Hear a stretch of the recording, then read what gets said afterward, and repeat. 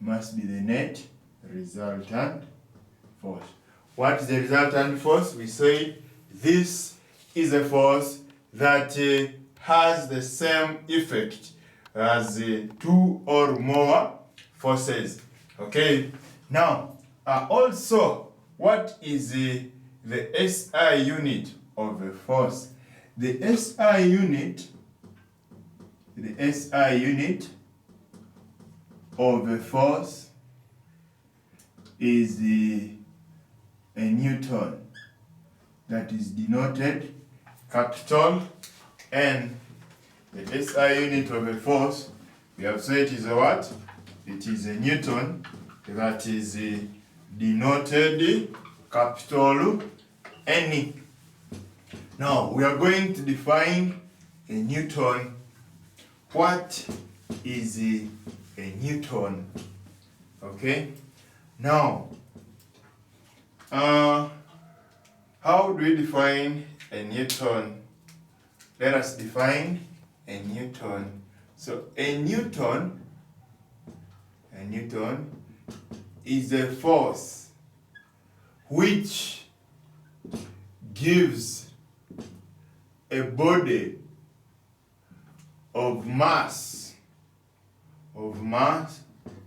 1 kilogram, an acceleration of 1 meter per second squared. That is what we call a Newton. Okay, that's what we call a Newton.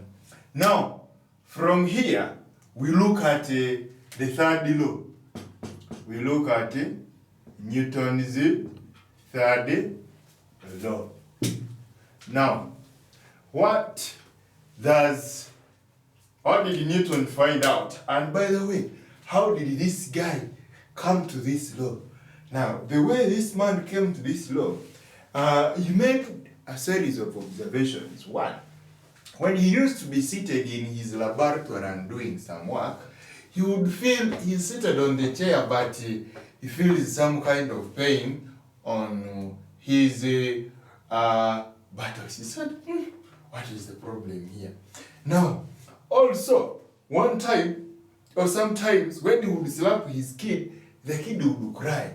But now, after the kid crying, he would be puzzled, why is this kid crying?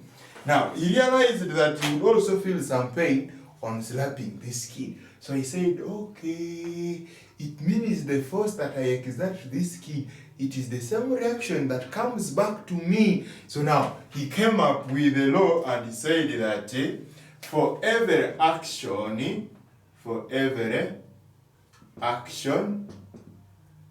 there is an equal but opposite reaction. That for every reaction, there is always a reaction that tries to be equal to it, but it is always the opposite. That is Newton's third law. That's what he said. That for every time, for every action, there is an equal but opposite reaction. That was his third law. Now, there is something I want to talk about before we finish this video. You look at this term here. We are saying that force, according to the second law, that the rate of change of momentum is directly proportional to the force applied. Now, when you look at this expression, you see that force is inversely proportional to time. When time is too big, the value of F is small. Now, for these reasons, we get scenarios or questions like, why is it that when a long jumper is jumping, he tends to bend his legs towards landing? The reason he bends the legs is that he's trying to increase the time he's taking before landing. So when he takes more time, it means that the reaction from the ground is going to be less, and therefore he also feels less pain. Thank you.